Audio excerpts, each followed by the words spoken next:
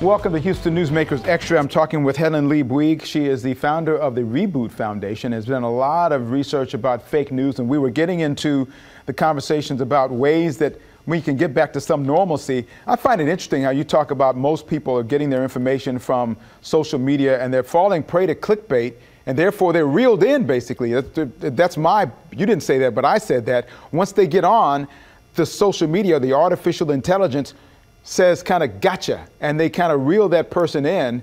What is the challenge of getting people to get into a space where they can start to really understand what's real and what's not real? Because there's a lot of alternate reality out there right now.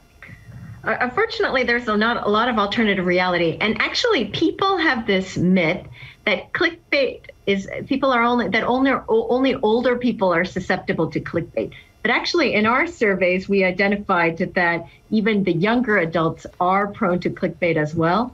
And actually, younger adults, meaning 18 to 30-year-old people, are actually more prone to believing and clicking through interest group sites as news sources, even more so than older people. So there is not a generational question about are people more susceptible to fake news or not. You know, one of the things that's been developing in the United States is the election and the going back and forth on who won and, you know, whether there's fraud or not. The recent Quinnipiac University poll said that 77% of Republicans think there was widespread fraud in the election, 35% of independents, 3% of Democrats. And what's interesting about all of that is that this perception of widespread fraud is based upon no credible evidence being brought in court. It's all about word of mouth and conjecture. So and anecdotes. Yes. And it's all and again, I don't want to only harp on social media, but unlike news sources like yourselves that actually fact check and, more importantly, try to show multiple views. Again, going back to the social media dimension, the challenge is that they deliberately funnel based on preying with your emotions. And that is the way the algorithm is set. And the reality is we stop taking a step back and wondering if something is an opinion, if it's just, or it's a fact base, or if it's evidence based. It's hard to do that when we're too emotional about a subject. I mean, that's not just for children, it's actually for adults as well. So it's really important that us as a population, we're cognizant that that is how these platforms are actually designed. You have made an issue out of K through 12. You really focused on trying to make sure that young people develop critical thinking skills early.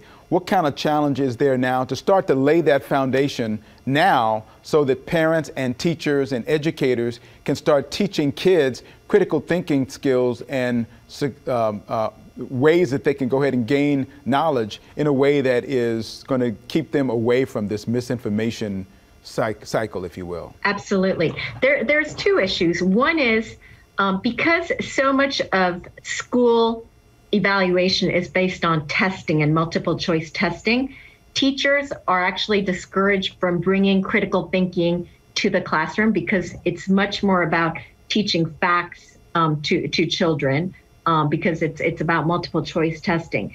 So there is a bit of a problem in our structure today where there's too much emphasis on standardized testing. The second issue is actually in our interviews, and we created at the Reboot Foundation a guide for teachers to teach critical thinking. That was based on the fact that we were getting feedback from superintendents and actual teachers who said, we'd love to teach more critical thinking, but we don't know how. We're not trained to know how to do it. And those are the two elements, I think, why actually school teachers are a bit discouraged to incorporate critical thinking in the education of our children today. That's fascinating. Fascinating. One last question here, and I'm going back to the misinformation piece, if I can.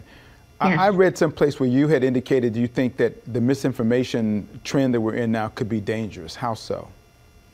It's very dangerous, especially if you put it into context of health matters. And you mentioned the misinformation around elections, but when there's misinformation around COVID, and what the remedies are. And now there's an extreme amount of misinformation about the vaccination, about the vaccines, for example. Those are actually true, not just public health, but true health matters. Right.